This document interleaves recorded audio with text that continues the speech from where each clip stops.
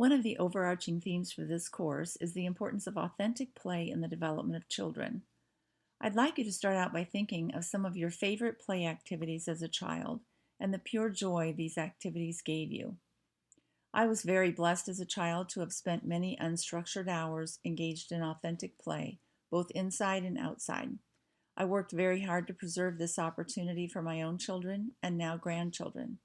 I am convinced, based on all the research I know of, that expanses of time engaged in authentic play are absolutely essential for healthy child development. Our definition of the elements of authentic play consists of 5 key components. First, play must be pleasurable and enjoyable. It has inherent attraction and is pure fun for children.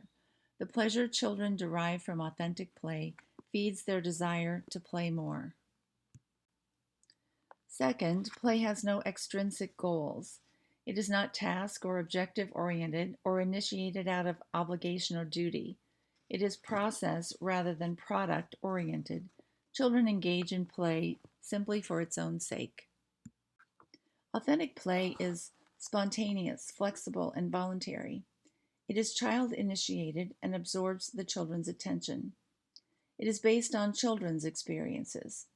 Authentic play may occur alone or with others, but it is not directed, dictated, regulated, formatted, or structured by parents, supervising adults, or teachers. Authentic play involves active engagement on the part of the child. It provides freedom from time, and when engaged in it, children are fully in the moment. And finally, authentic play contains an element of make-believe.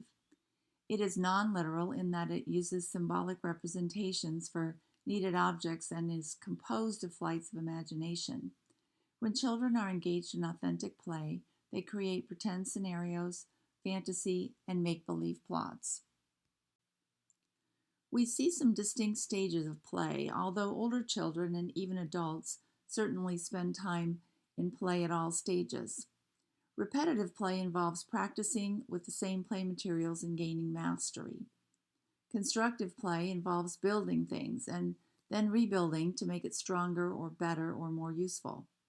Symbolic play involves using common objects to play out situations that are common in the child's environment, such as playing house or farm or airport, using blocks and various other play materials for props. Gameplay becomes more common by around age 5 and can continue for a lifetime. But do remember, for it to be true play, it needs to be child-initiated and child-directed. So not all engagement in games is actually play. An example would be community sports teams for children. While a child may agree to play and enjoy what they're doing, adults are directing these activities, and so they don't really count as authentic play. There are benefits to authentic play within all domains of development. In Kenneth Ginsburg's clinical report to the American Academy of Pediatrics, a number of benefits are listed.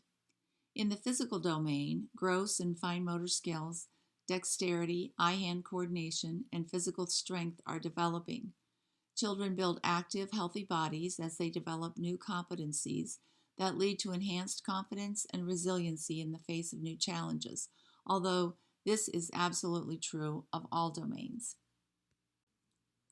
In the cognitive realm, play promotes brain development and allows children to use creativity while developing their imagination and cognitive strength. Authentic play is integral to the academic environment. It helps children adjust to the school setting and enhances children's learning readiness, learning behaviors, and problem-solving skills. Less verbal children express themselves through play, giving parents and teachers a better understanding of their perspectives. In the emotional domain, play allows children to create and explore a world they can master, conquering their fears while practicing adult roles. Play helps children develop new competencies that lead to enhanced confidence and resiliency as they face future challenges. Child-driven play allows children to practice decision-making skills, move at their own pace, discover their own areas of interest, and engage fully in their passions. From the social side of things, play allows children to work in groups, share, negotiate, resolve conflicts, and learn self-advocacy skills. Unscheduled play that allows time for peer interactions are important components of social emotional learning. Children's moral development is enhanced by social play. As they interact with peers and others, they learn the give and take needed to understand the perspective of others and to learn the moral code of their culture. The primary role of adults in play is to create an environment and atmosphere where authentic play can flourish. This can involve facilitating play as children get started with a new play material or helping to find playmates. I have placed participating in play at the end of the list intentionally. While adult-child interaction and play is good and important at times, children also need time to explore and play on their own without constant input from adults.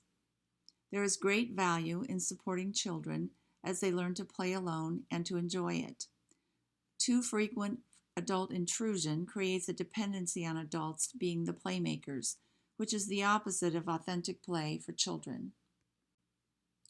As we select toys and play materials for children to interact with, several principles need to be considered. First, the materials need to be developmentally appropriate. They should be challenging and engaging without being overly frustrating.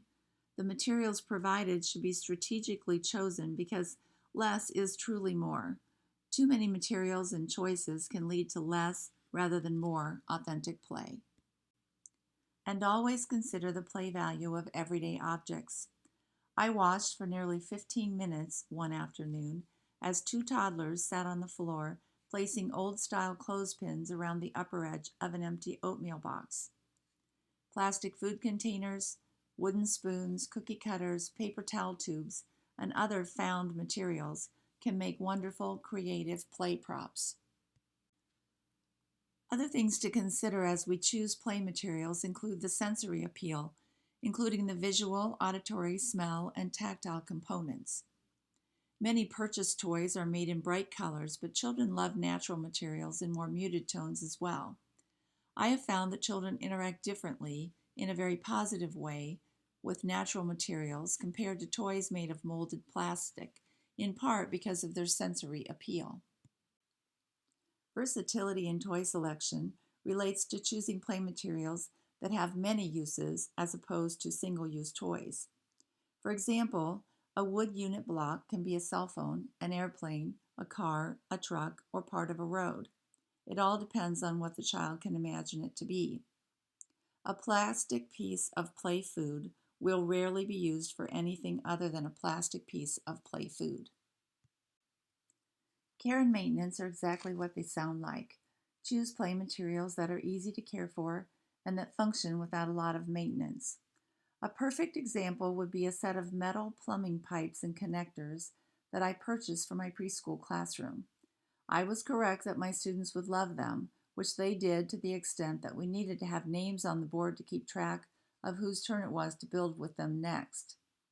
What I didn't anticipate was that the children would easily be able to assemble all sorts of interesting things, but that they would not be able to take them apart again without assistance. Every single day, I would need to use a pipe wrench or take the assembled pipes into the vise in the woodworking room to get them apart. Frustrating for the children, time-consuming, and annoying for me. I included learning potential here with some caution. Some adults like to go all teachy-teachy, thinking that all good toys should have some academic connection to letters or numbers. The more open-ended a toy is, the more learning potential it has. Think of our unit block and play food example. The block has far more learning potential. Materials that promote creativity, problem solving, and critical thinking are so valuable in promoting learning. Thinking through the values promoted by various play materials is a very important consideration. I know many parents who do not choose to have their daughters play with Barbie dolls because of the unrealistic body image it may be promoting. Issues of diversity can be an issue, as can issues related to violence and weapons play. Selecting toys with an eye toward economy means choosing things that are durable and don't need to be replaced frequently. It is frustrating for both children and adults when things break easily. And safety is, of course, a concern. Most purchased toys will have a recommended age range on them, which offers a guide to know which children should be able to safely use a toy. Adults always need to be aware, though, that different children have different needs, and these needs are not always age-based. I had a child in my preschool classroom one year who, by age, should have been well past putting toys in her mouth, but that wasn't the case. I needed to adjust which play materials I had available in the classroom, taking this into consideration.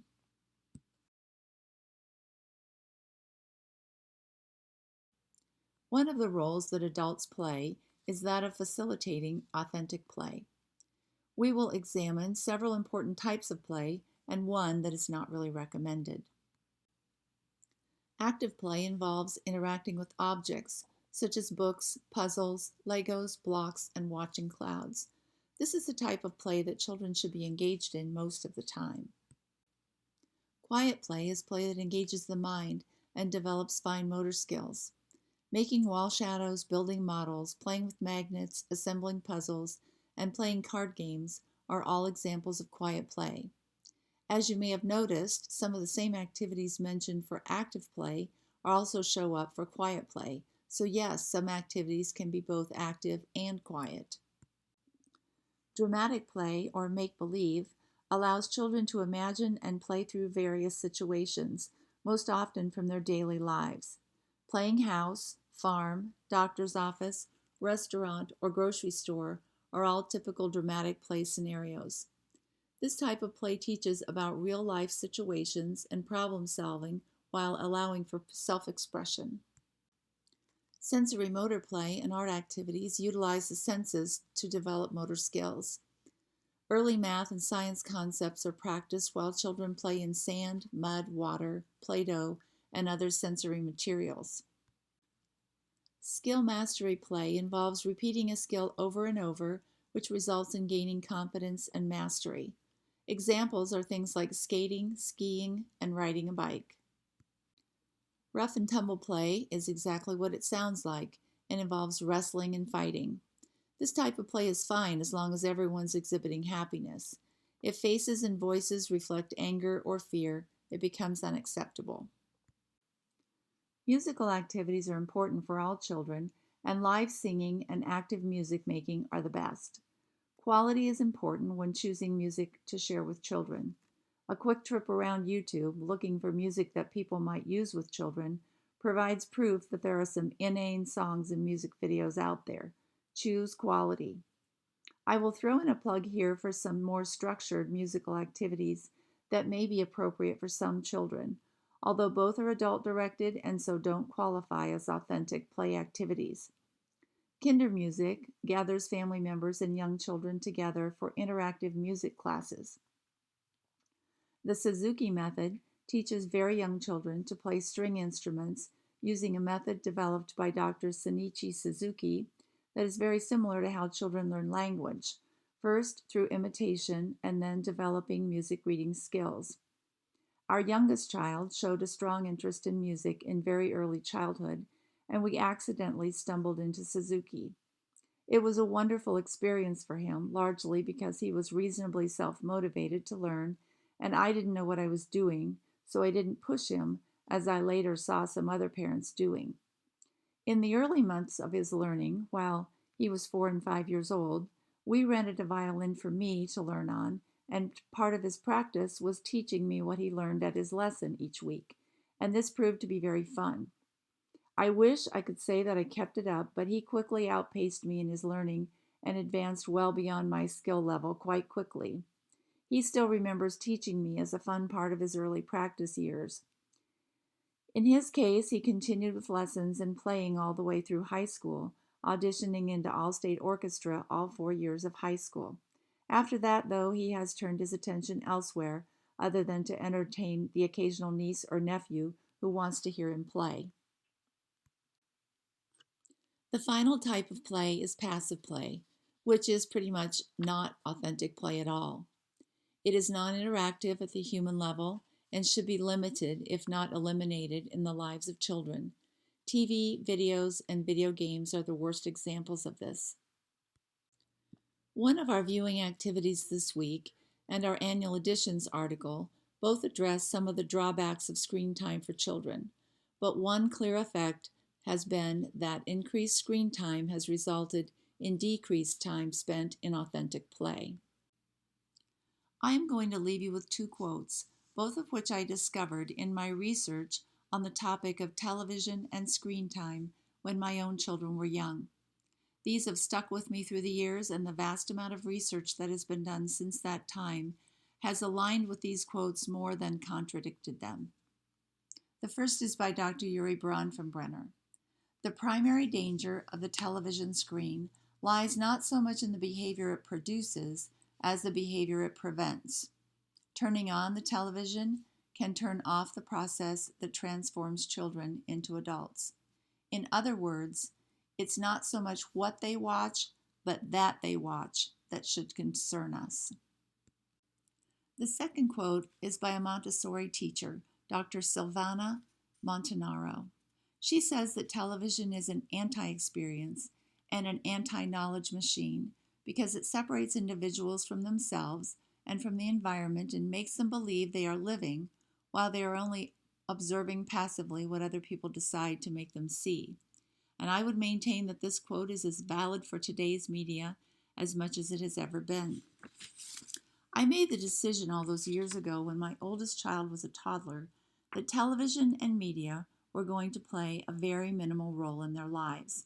We got rid of our TV and set about raising doers rather than watchers. As the years went by, we would occasionally discuss when and if we would consider bringing a TV back into our home, but the conversation always came around to what do we want to give up doing in order to have time to watch it, and in conversation with our then older children, we would decide there was really nothing we wanted to give up doing. It wasn't until 6 years after my husband had passed away and our youngest son was 13 that I remarried, and my new husband, a self-described news addict, brought a TV back into our home. Nevertheless, both of my sons would tell you that they have no regrets from spending their childhood years as doers and not merely watchers.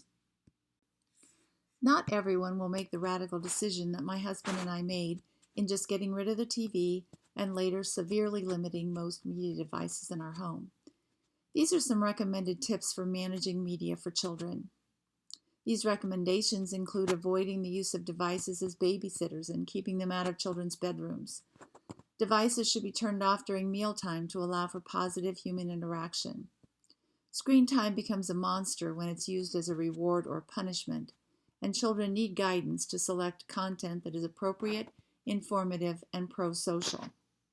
And those two children who suffered through not having a TV and having limited media access when they were young, you'll read more about them later in Lesson 11, but they would both tell you that they have no regrets about our encouragement for doing over watching when they were young. Both are in careers today that grew out of the things they love doing. The oldest has his own business as an auto technician, and the youngest, that violin player, ironically, is a software engineer at Apple in California.